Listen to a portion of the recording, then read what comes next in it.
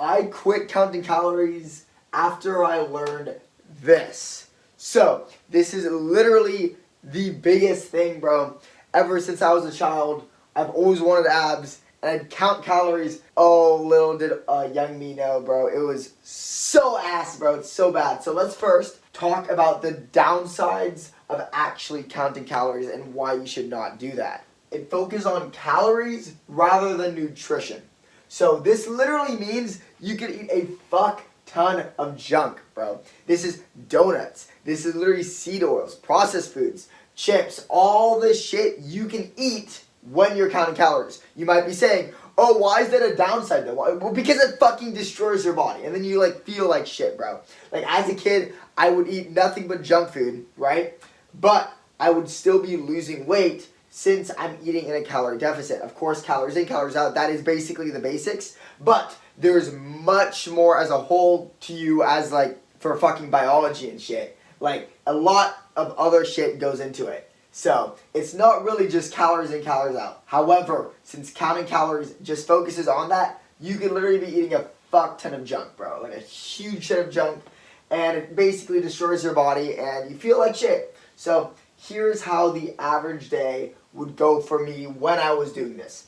I would start counting calories and I eat a fuck ton of junk, like a lot of junk food. And then, this is the main part, I was not satisfied. Junk food is not satiating at all, bro. Like, you literally still feel starving after you eat, like, cheeseburgers, you know? That's why every time you go out to eat, you can eat a lot more than if you were to just eat, like, a homemade steak or something. And then I would be starving, and then I would go over my calories. I'd be like, fuck it, have a cheat day, and then start again tomorrow. This was pretty much how it went. I did do pretty well for like a week, maybe two, and then this is what would happen. So if you guys are in the same boat, you would probably have experienced many of these, I guess you could call them symptoms. But one, you feel like absolute shit, bro. Like it's so fucking bad. You feel hella bad throughout the entire day because you're throwing junk food in your face and you're literally in a calorie deficit. Like how do you expect to feel good?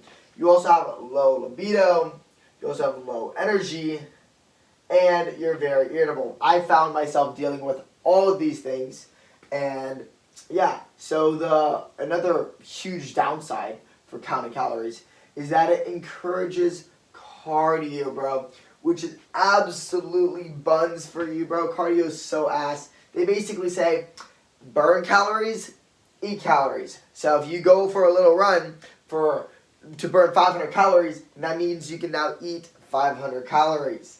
And cardio spikes your cortisol, which is a terrible hormone, bro. It's a stress hormone, so we want to try to keep that on the DL as much as possible. As much as possible. So doing cardio literally just spikes your cortisol, especially like running for more than like 30 minutes. Super bad for you. And last but not least, is it literally sums your entire body into a addition and subtraction math problem, bro. Like, how crazy is that, dude? Like, we're not a fucking math problem. There is a lot more than just calories in and calories out, which I'll talk about on the next slide. However, there are some benefits to counting calories. I would also say one other one is you can eat whatever you want if that's a huge thing for you. But it does work. So you will lose weight. I'm not saying it doesn't fucking work. Like everyone knows, calories in, calories out, and then you will eventually lose weight. And it's also a pretty quick way to get abs, especially if you crash diet. Do not recommend that shit.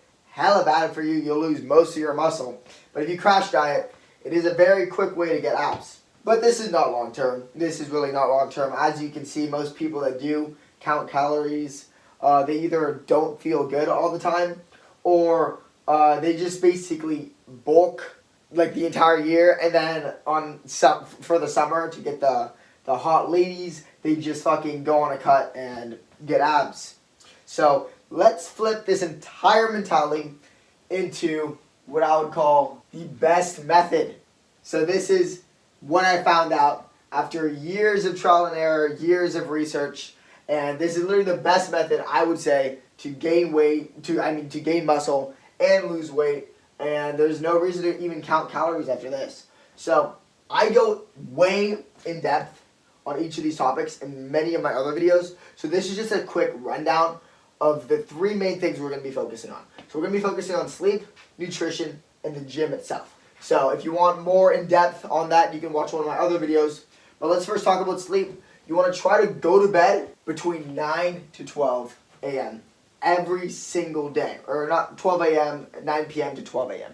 And that you try to go to bed between that time because that's when your body will release the most HGH, which will help you recover. You want to also try to go to bed. This is going to be hella hard for most people, but at the same time every day. Try to make sleep a priority, guys. I would arguably say it's probably one of the most important things for building muscle. Sleep is so essential. So this will help boost your HGH. Also recommend blue light glasses, a warm shower before bed, and winding down before bed. These are all very important things, so I recommend you guys doing this. Another huge factor for this best method is nutrition, baby. So now, instead of focusing on calories over nutrition, we're going to be focusing on the opposite, which is nutrition over calories. So we're going to be focusing on things like whole foods, with the exception of vegetables. Vegetables are fucking ass. On the contrary to popular belief, I don't fuck with vegetables. They have way too much anti-nutrients, and it basically just binds to like fucking important minerals your body needs. So, not a health advice, but I don't personally eat vegetables. Next is you want to try to avoid processed foods altogether. Fuck cheat days, bro. Literally, because when your body is so used to eating healthy, it'll basically re-heal your microbiome, boosting your fucking metabolism and shit. And when you have a cheat day, it basically will make your microbiome less functional. So, especially for nutrition though, I'd say test. I would say the main things, start with meat, cheese, eggs, and maybe milk. But I'd say everyone's stomach is a little bit different. For me, I couldn't drink too much milk. I would drink like a gallon of milk a day, and then I'd just fucking have diarrhea. So I toned that down a lot. Now I'm drinking like a gallon, or not a gallon and a half, a cup and a half of milk a day. That's very good. So just test out different whole food groups. I'd say start off with meat, milk, and eggs and cheese, and then try to like add in different things to see if it messes up your stomach or not. But most people will probably be fine, so you don't have to worry about it. But if it is upsetting your stomach, try to test out different things. Carrots would also fuck up my stomach. Not last, but micronutrients, we're going to be having beef liver, royal jelly, and raw milk. This is not essential, but it does help give your body a lot of the micronutrients that you need. You need carb, fat, and protein for macros. For micro is like all the small amounts of like vitamin K, which is in liver, and all these, and raw milk, royal jelly. There's also, forgot to add, but raw colostrum. One day a week, if you're on a bulk, just eat as much of these food groups as you want. But if you're on a cut, one day a week, we're going to be doing a 24-hour fast. So what I do is I eat whatever I want out of these food groups, as much as I want, throughout the entire week. Then on Wednesday, I do a 24-hour fast. So Wednesday morning, I eat as much as I want for breakfast, and then I fast up until Thursday morning for breakfast. This will help boost HGH and improve discipline. So instead of your body fucking starving on a day-to-day basis, you get to exchange that for some discipline by not eating for 24 hours and a free HGH boost. This will also help optimize your hormones without the stress of overeating. As I said, you can eat as much as you want out of these food groups, of course, 6 days a week, and then one day a week you want to do a 24-hour fast. So this will help you gain muscle and lose fat. I pretty much maintained visible abs. I don't know if you guys can see it, but yeah, visible abs for over like 6 to 9, probably like 9 months now. So just sticking to this, dude. You're gonna fucking get the abs. Or if you're bulking, just focus on eating 7 days a week as much as you want.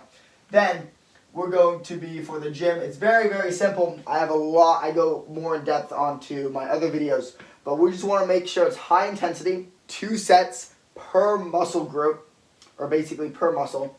And then you want to work out 30 minutes to 1 hour. Max. 1 hour is literally the fucking max. I work out for only 30 minutes. It suffices for me.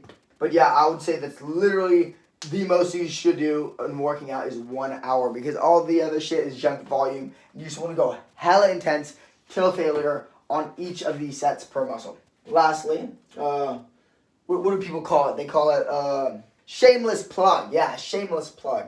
So, shameless plug. Check out the link in the description if you guys want, I guess, one-on-one coaching. I wouldn't even call it coaching. It's more like accountability, because I'm not selling anything. So, all the information you guys need is going to be on my channel. If you follow that, I can guarantee you guys will gain muscle, lose fat, and you'll have a hella good physique. But if you struggle like getting up, going to the gym, I will be your guy for that shit. So, if that interests you, click the link in the description. But for now, peace out, baby.